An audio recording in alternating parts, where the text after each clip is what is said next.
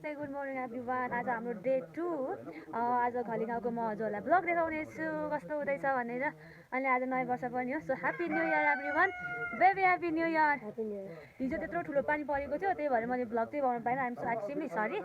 अलिअलि क्लिप राखेको छु, त्यो क्लिप चाहिँ लास्टमा एड गरिदिन्छु होइन। अनि अहिले चाहिँ म अब हामी आज ड्रेस लगाउँछौँ अनि अलिअलि गाउँ घुम्छौँ, अलिअलि ड्रेस लगाएर फोटो पनि खिच्छ, त्यो पनि देखाउने छु। अनि गाउँको भ्यू कस्तो हुन्छ त्यो पनि बिस्तारै देखाउने छु। आज त्यस्तो मौसम एकदम क्लियर छ यहाँ त। वाह, उ त पानी ट्याङ्की हो।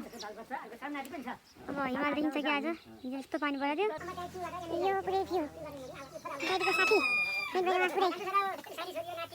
कान्छ त यस्तो छ नाति त राम्रै हुन्छ।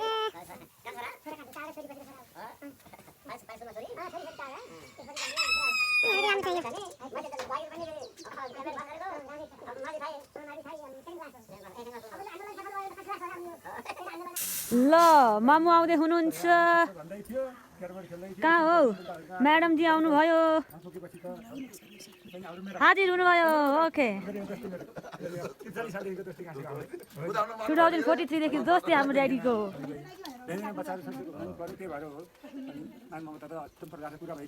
के छ त, ह्याप्पी न्यू इयर। ल ड्याडीलाई, सरलाई, मामुलाई, सबैलाई ह्याप्पी न्यू इयर। गफमा बिजी।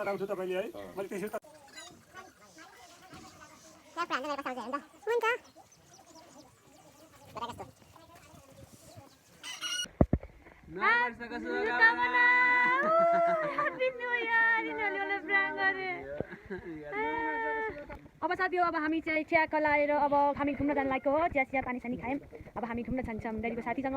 अनि हामी सबजना मिलेर ड्रेस लगाउने, घुम्ने, सब ठाउँ घुम्छौँ। अब हामी बिस्तारै देखाउने छौँ। कविता चाहिँ त गीत नगा त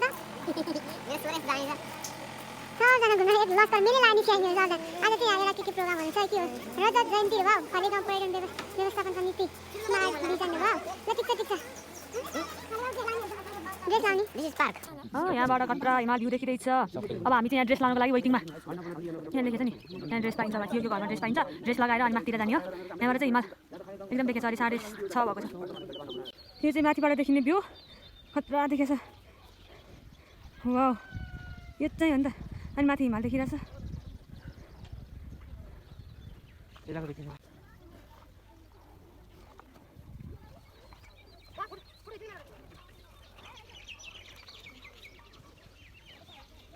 यसको नाम पनि भुन्टी रे। ल ओ भुन्टी मेरो नाम पो आइपुगेछ यसलाई त।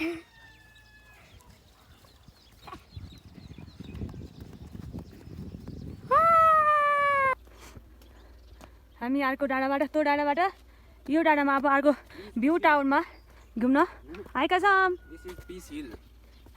यो हो शान्ति डाँडा। अनि टाढा छ नि त, डाँडा छ नि त, टावर छ नि त। टावर त आन्टीसीको हो। हत्तेरी हो र। ल पिच डाँडामा आइरहेछौँ हामी घुम्नलाई। यो त्यस्तो मस्तको सिँढी छ कि यहाँबाट देखिने भ्यू। वाउ, अलिक फुलै बाँकी छ।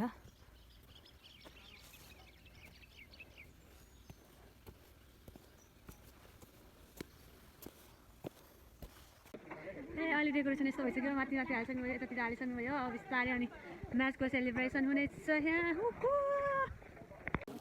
अब हामी चाहिँ हाम्रो होमस्टेमा गएर हामी चाहिँ अब खाना खान्छौँ। खाना होइन, ब्रेकफास्ट खान्छौँ, सरी। ल यिनीहरू सब घुमघाम गरेर ब्रेकफास्ट प्रोग्राम हुँदैछ। यहाँ ब्रेकफास्टको टाइम हो। यो ड्याडी कस्तो लागिरहेको त मम्मीलाई? ल ओके ठिक छ, बेबी पुऱ्याउ तँ तयार छ खानालाई दुइटा अन्डा क्याप्पै। भाइ कस्तो छ? ल ओके, हाम्रो खाजा हो। यो के को रोटी हो? यो कोदाको रोटी, तरकारी र अन्डा ब्रेकफास्ट। यति खाएर फेरि हामी ड्रेस खोज्न जान्छौँ है। ड्रेस पाएनौँ हामीले, त्यही भएर ड्रेस खोजेर फेरि हामी जान्छौँ। फाइनली गाइज हामीले यहीँ हाम्रै दिदीले दिनुभयो हामीलाई लगाउन। उतापट्टि बन्द भयो, त्यही भएर आज उता फुटबल म्याच छ नि त, त्यही भएर अनि उता पाइएन। अनि त्यही भएर आएको दिदीले आफ्नै ड्रेस दिनुभयो हामीलाई लाउनलाई। अनि हामी सबजना एक्सन गर्दैछौँ। ल हाम्रो आन्टीले चाहिँ अनि बहिनीले चाहिँ अब बिदाई कार्यक्रम गर्दै हुनुहुन्छ। कोही यहाँ फेरि यता के तट छैन। ल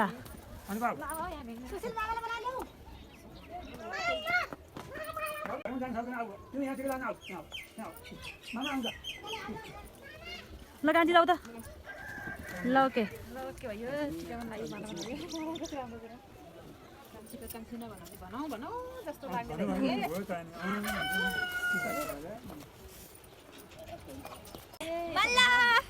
मकै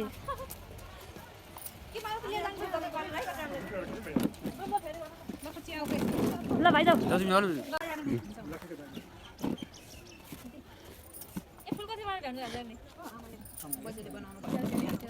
थ्याङ्क यू मल्ला नमस्ते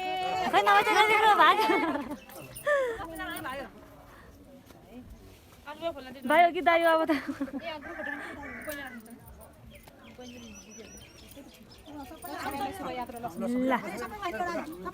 बाई बाई अब हामी लागेको राम्रोसँग बस्नु है बाई बाई बोल्नु राम्रोसँग पढ्नु राम्रोसँग बस्नु बाई आमा बाई बाई दिदी बाई ल ओके हामी चाहिँ अब सिधै कार्यक्रम गरेर अब हामी लाग्यौँ अब हामी आज काठमाडौँ लाग्ने हाम्रो मेन डेस्टिनेसन हो आज हामी काठमाडौँ लाग्छौँ अनि अब आजको लागि यति नै आजको लागि यति नै हो ल ओके लाइक सब्सक्राइब कमेन्ट के गर्नु मन छ सबै गर्नु होला हजुरलाई चित्त बुझेन भने पनि भन्नु यदि अब के इम्प्रुभ गर्नुपर्ने छ सब भन्नु होला हाम्रो गाडी गाडी पनि आइसक्यो छाड्दै छ हाम्रो गाडी हो पछाडि पार्ट भयो हाम्रो अगाडि यो गाडी हो ल ओके गाइस यो हाम्रो गाडी हो यो गाडीमा हामी जान्छौँ बेसरसम्म त्यसपछि हामी काठमाडौँको लागि अर्को गाडी चढ्छौँ ओके बाई ल ओके बाई बाई